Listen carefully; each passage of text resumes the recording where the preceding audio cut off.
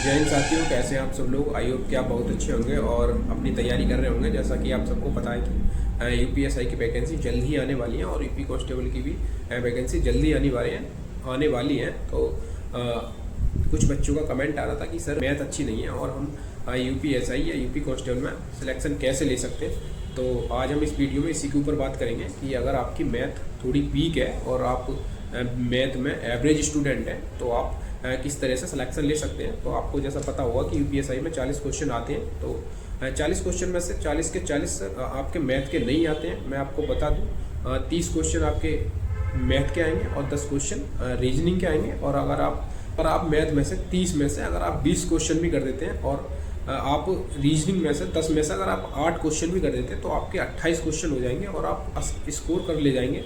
तो अगर आपको मैथ में स्कोर नहीं हो पा रहा तो आपको फिर और 3 सब्जेक्ट में स्कोर करना पड़ेगा। जैसे कि आपको हिंदी में स्कोर करना पड़ेगा, आपको रीजनिंग में स्कोर करना पड़ेगा और आपको जीएस में स्कोर करना पड़ेगा। तो सबसे पहले हम हिंदी को लेंगे कि आप अगर मैथ में स्कोर नहीं कर पा रहे हैं तो आप जो मैथ का जो एवरेज है कम नंबरों का आप हिंदी में बढ़ा सकते हैं और बहुत अच्छे से बढ़ा सकते हैं। हिंदी के लिए आपको कुछ नहीं करना, बस आपको हिंदी की तैयारी जो करनी है, रिवीजन जो करना है वो बार बार रिवीजन करना है और कम बुक्स पढ़नी है। मैंने जो बुक्स बताई हैं आपको वही बुक्स पढ़नी है, आदित्य पब्लिकेशन और हिंदी लुसेंट।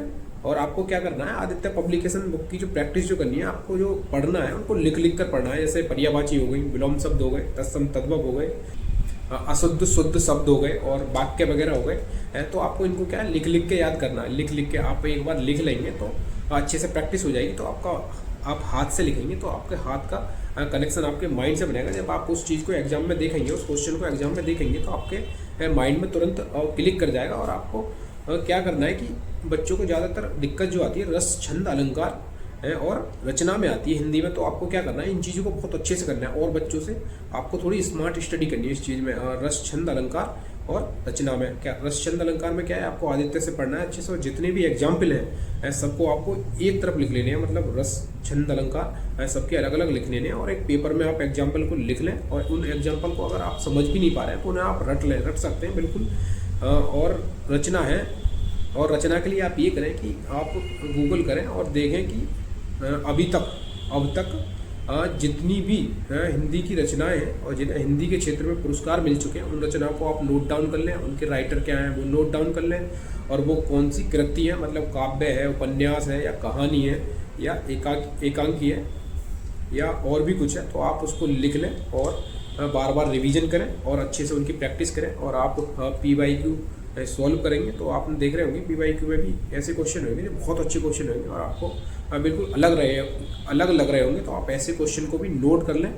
मॉक में भी ऐसे क्वेश्चन होंगे कुछ जो बिल्कुल अलग होंगे, तो आप ऐसे क्वेश्चन की नोट कर लें और उनका बार बार रिवीजन करें। इससे क्या होगा, आप बच्चों से आगे हो जाओगे और जो आप मैथ में स्कोर नहीं कर पा रहे हो और मैथ का स्कोर आप हिंदी में कर पाओगे और जिससे आपका सिलेक्शन हो जाएगा। ऐसे ही आपको क्या करना है, रीजनिंग में करना है। रीजनिंग में आपको प्रैक्टिस ज़्यादा करनी है और हमें टॉपिक देखने की कौन से टॉपिक हैं जो एग्जाम में ज़्यादा आते हैं और जिन्हें हम पढ़कर कम समय में ज़्यादा स्कोर कर सकते हैं। तो आपको प्रैक्टिस बहुत करनी है और आपको रीजनिंग में देखना है कि कौन से पोर्शन हैं जिनसे क्वेश्चन याद आ रखे हैं।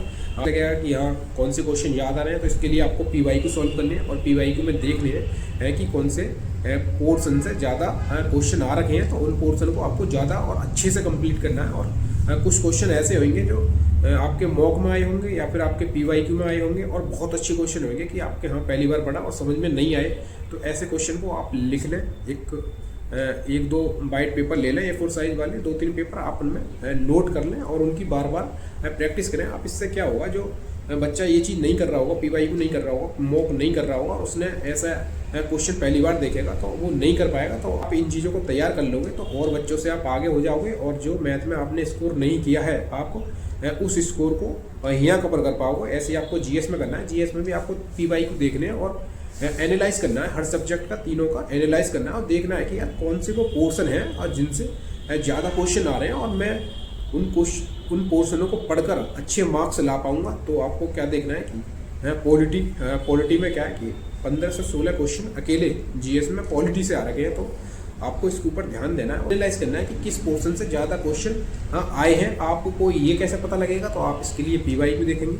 PYQ देखने के बाद आपको पता लगेगा कि इस पोर्शन से ज़्यादा क्वेश्चन आ रहे हैं, तो आपको उन्हें बहुत अच्छे से तैयार करें, मतलब टॉपिक वाइज तैयार करें। आप पॉलिटी को भी जैसे कि मूल अधिकार हो गया या मूल कर्तव्य हो गया और नागरिकता हो गई, इन सब चीज़ों को टॉपिक वाइज कवर करें। हाँ, नागरिकता से अगर कोई भी क्वेश्चन आएगा तो मैं सॉल्व कर दूंगा। हाँ, मौलिक अधिकार से अगर कोई भी क्वेश्चन आएगा तो मैं सॉल्व कर दूंगा।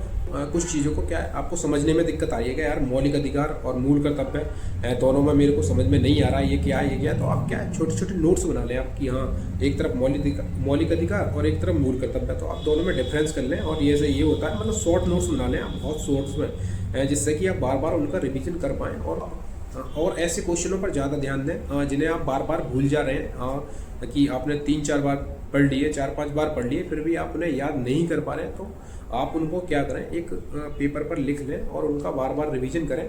और कुछ ऐसे क्वेश्चन होंगे जो आपके मॉक में आए होंगे या फिर PYQ में होंगे और वो बहुत अच्छे क्वेश्चन होंगे, मतलब उन्हें क्या करें, उनको आप लिख लें, क्योंकि ऐसे क्वेश्चन जो होते हैं आप अगर लिख लेंगे तो आप और बच्चों से आगे हो जाएंगे और जो स्कोर आप मैथ में नहीं कर पाए हैं उस स्कोर को आप यहाँ कवर कर पाएंगे और आपका जो एवरेज वहाँ कम हुआ है यहाँ आपका एवरेज पूरा हो जाएगा और आप सिलेक्शन ले पाएंगे। आपको इसलिए करना है कि आप मैथ में स्कोर नहीं कर पा रहे, आपको मैथ, रीजनिंग और हिंदी तीनों को अच्छे से एनालाइज करना है और इनके ऊपर थोड़ा काम करें, देखें कि हम कैसे इनमें स्कोर कर सकते हैं, क्योंकि आपने जब मैथ में स्कोर नहीं करा तो आपको इन तीनों में स्कोर करना ही पड़ेगा, आपका तभी सिलेक्शन होगा।